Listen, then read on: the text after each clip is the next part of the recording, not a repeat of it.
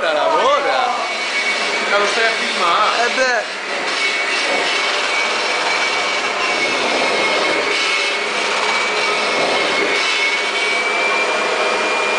Gli alieni a Casafranca!